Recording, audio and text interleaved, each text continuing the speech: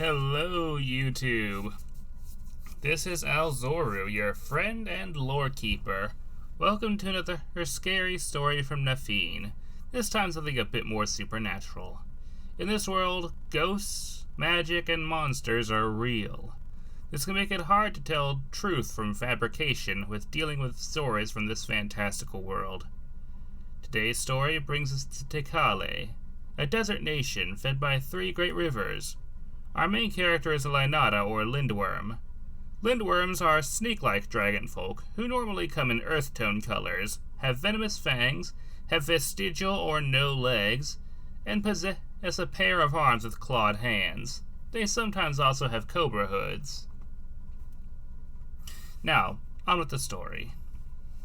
You can call me Araskuth. I'm a detective in Tekale City, capital of Tekale the nation, alongside the Great River Tekale. Yeah, it's a bit redundant, but it's home. Everyone knows that the desert holds all kinds of ancient secrets, ancient tombs, forgotten gods, lost cities, buried treasure. What many don't know is that you don't have to look too hard for some of those ancient secrets.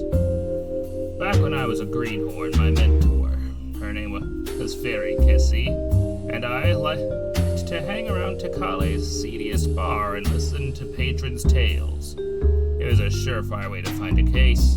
You just had to sit in the shedded skin for a while, wait for people to get a bit buzzed, and ask them if they've seen anything strange lately. Most of the time, we'd have a case within an hour or less.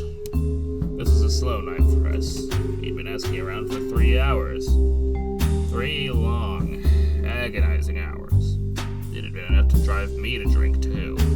A bottle of spiced Tekale gin was getting me a bit less anxious, but I kept it cool. Took it slow. I knew better than to get drunk on the job.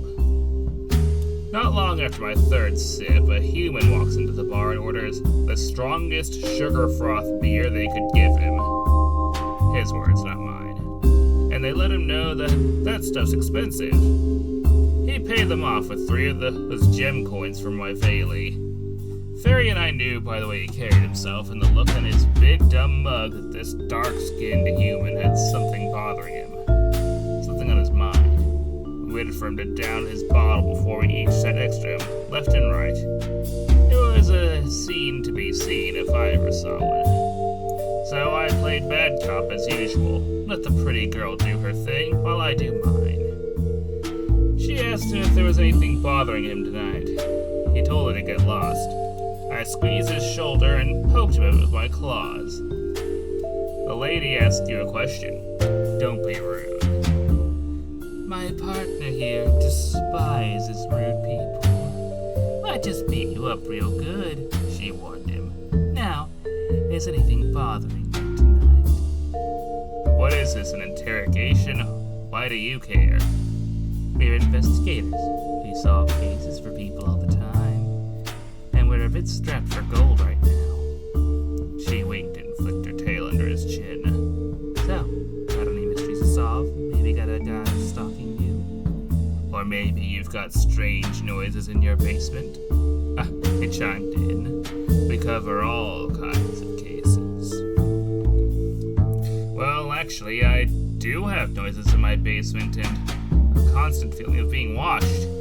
It's like something is following me all the time ever since I moved into my new house, he admitted. If you can figure it out and put a stop to it, I'll give you 25 of these gem coins, my last few remaining. What do you think, Fairy? I asked her. I'm not saying no to the equivalent of 125 gold coins. She snorted and shook the guy's hand. You've got a deal.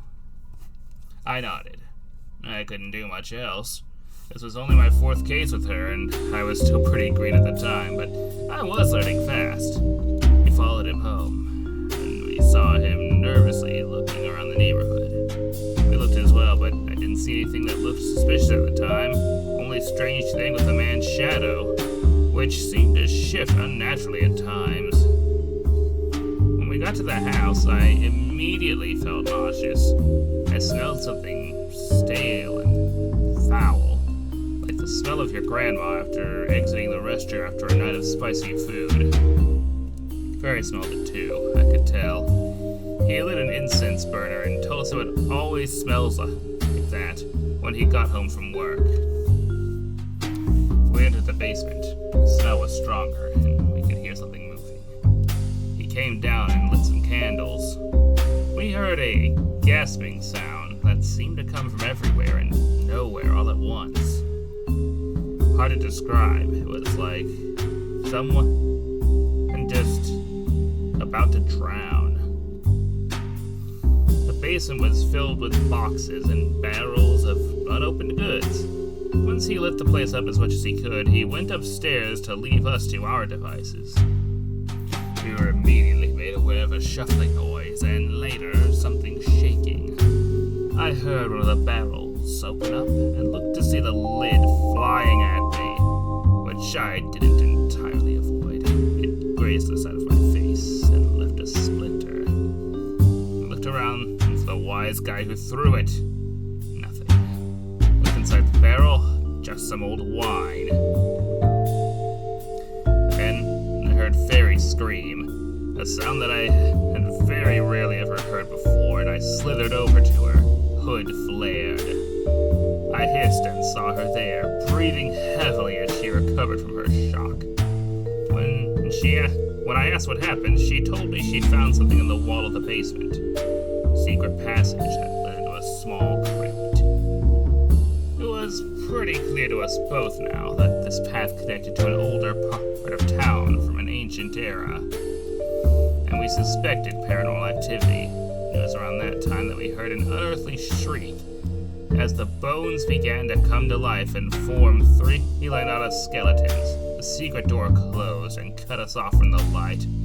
I lit a torch and tried to fight off the monsters with the torch and the knife I always carry with me. Fairy fought as well. She used a broadsword, relic from her time in the Tekalayan army.